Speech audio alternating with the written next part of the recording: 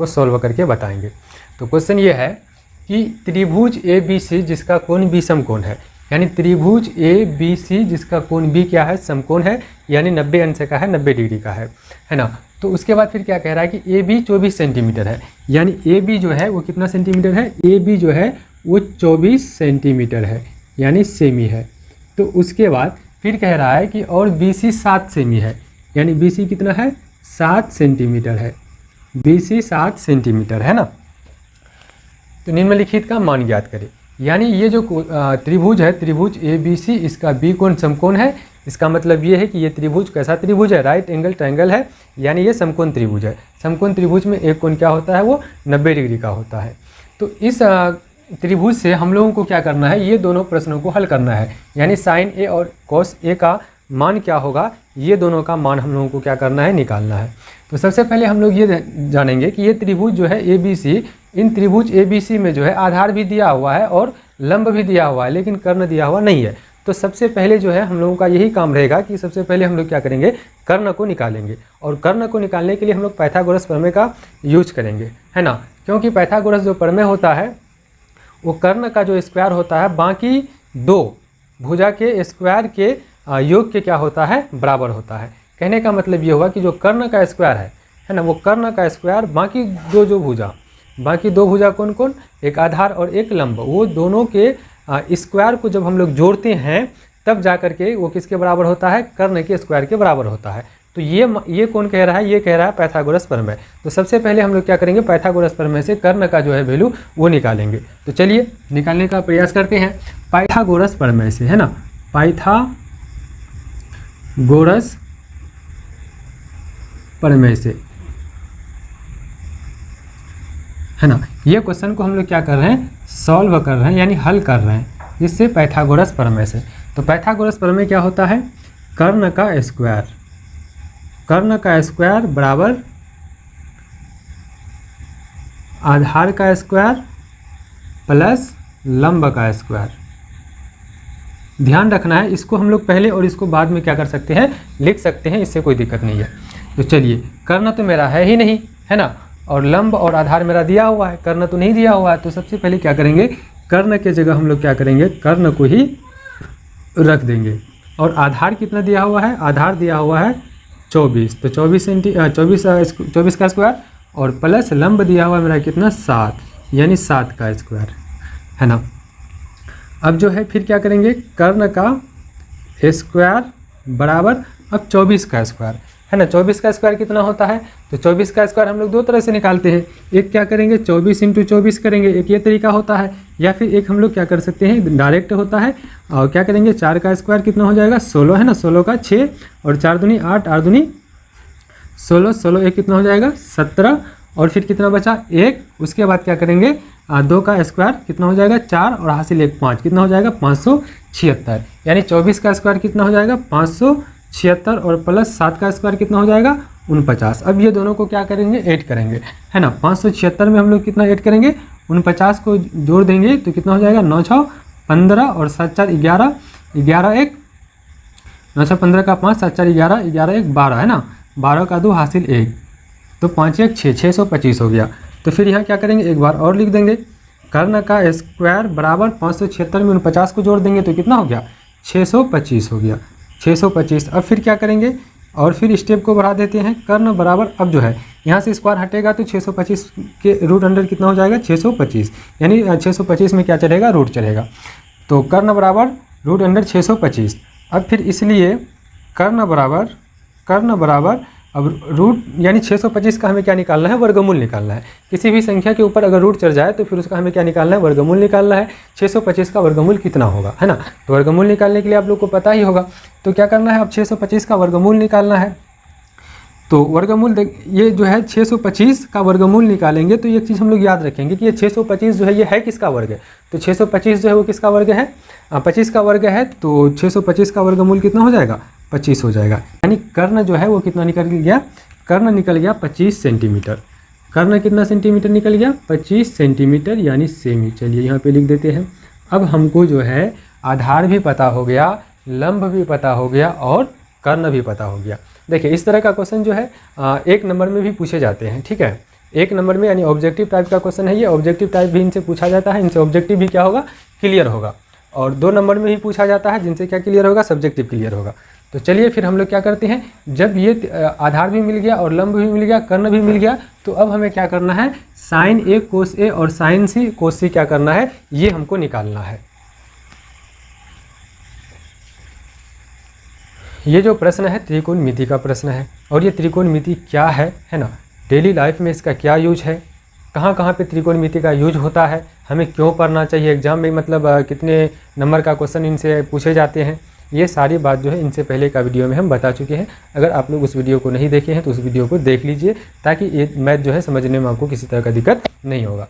तो चलिए हम लोग क्या करेंगे, साइन ए और एक कोस ए का क्या मतलब मान निकालेंगे कि साइन ए और कोस ए का मान क्या होगा।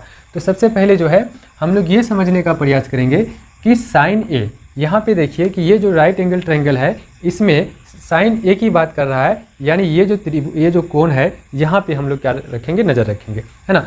तो साइन ए यानी यहाँ पे क्या है, ए है, और जब यहाँ पे हम लोग देख लें कि ए यहाँ पे है, तो अब इसी के अनुसार जो है हम लोग आगे का काम करेंगे। आगे का काम इस प्रकार से करेंगे कि साइन ए जो है, साइन ए ये क्या है, त्रिकोणमिति अनुपात है। तो साइन ए का फॉर्मूला होता है साइन बराबर, यानी साइन थीटा बराबर, या फिर साइन ए का मान जो होता है वो क्या होता है, लंब बट्टे कर्ण होता है।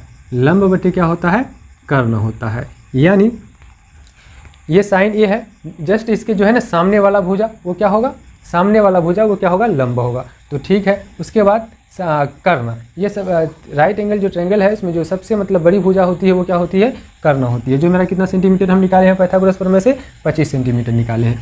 तो साइन ए का फॉर्मूला क्या होता है, लंब बटे कर्ण होता है। तो अब हम लोग क्या करेंगे, यहाँ पे साइन ए बराबर हम लोग क्या करेंगे, लिखेंगे साइन ए बराबर क्या होता है, लंब बट्टे कर्ण, लंब बट्टे कर्ण। तो लंब देखिए यहाँ पे कितना है, लंब कितना सेंटीमीटर है, 7 है।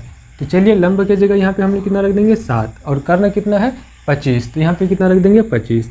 यानी मेरा जो है साइन ए जो है उसका मान कितना आ गया, 7/25। इसका ज़रूरी नहीं, इसको मिटा देते हैं। उसके बाद फिर क्या है, कॉस ए, उसके बाद क्या है, कॉस ए। कॉस ए का फॉर्मूला, अब यहाँ पे देखिए कॉस ए है ना, साइन ए तो निकाल लिए, कॉस ए, तो कॉस ए का फॉर्मूला होता है कॉस थीटा, या फिर कॉस ए बोल दीजिए। इसका फॉर्मूला होता है क्या, इस तरह से अगर दिक्कत हो रहा है कि मतलब कॉस ए का फॉर्मूला क्या होता है, तो यहाँ पे हम लोग एल लाल बट्टे के ए हम लोग याद रखेंगे। ये साइन का हो गया, और ये कोस का हो गया, और ये किसका हो गया, टेन का हो गया, है ना। तो ये किसका हो गया, साइन, और ये क्या हो गया, कॉस, और ये क्या हो गया, टेन। तो अब कॉस ए पूछ रहा है ना, तो कॉस ए का क्या होगा, जब होगा आधार बट्टे कर्ण, आधार बट्टे कर्ण, आधार बट्टे कर्ण। अब आधार देखिए कितना है, आधार मेरा 24 सेंटीमीटर है, तो आधार के जगह कितना रख देंगे, 24 रख देंगे, और कर्ण मेरा कितना है, 25 है, तो यहाँ पे कितना रख देंगे, 25 रख देंगे। इस प्रकार से साइन ए का भी मान निकल गया और कॉस ए का निकल गया, है ना। यहाँ पे लिख देते हैं हम लोग, अतः साइन ए बराबर 7/25 और कॉस ए बराबर 24/25। ये मेरा क्या हो गया, ये आंसर निकल गया, है ना। तो 1 नंबर मेरा तो फाइनल हो गया। अब दूसरा नंबर का क्वेश्चन,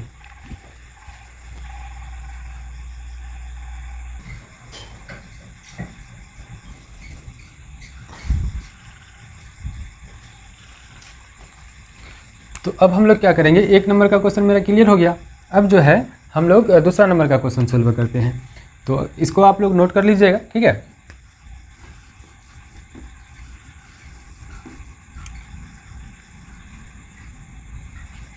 तो दूसरा क्वेश्चन क्या है, साइन सी, है ना। साइन सी का मान हमें अब निकालना है। एक चीज़ का ध्यान देना है, क्वेश्चन 1 में क्या था, साइन ए, तो यहाँ से हम लोग स्टार्ट किए थे। अब क्या है, साइन सी, तो अब कहाँ से स्टार्ट करेंगे हम लोग, यहाँ से स्टार्ट करेंगे, है ना, सी से स्टार्ट करेंगे। यानी साइन ए में जो है उस समय जब हम लोग प्रश्न 1 सॉल्व कर रहे थे, तो उस समय जो है हम लोग ए को मतलब ए पर फोकस किए थे, क्योंकि इस त्रिभुज का मुखिया जो बनाया गया था वो किसको बनाया गया था, ए को बनाया गया था, है ना। त्रिभुज का मुखिया किसको बनाया गया था, यानी थीटा किसको माना गया था, थीटा ए को माना गया था, है ना। तो अब क्या करेंगे, अब इसको नहीं, अब हम लोग कहाँ पे जाएंगे, साइन सी में जाएंगे, है ना, यहाँ पे जाएंगे सी। तो एक चीज़ हम लोगों को याद रखना है कि जिस भी मतलब एंगल की बात हो, जिस भी मतलब कोण की बात हो, उसके जस्ट सामने वाला जो होगा वो क्या हो जाएगा, लंब हो जाएगा, है ना। और जिनसे वो जुड़ा हुआ रहेगा वो उसका क्या हो जाएगा, आधार हो जाएगा।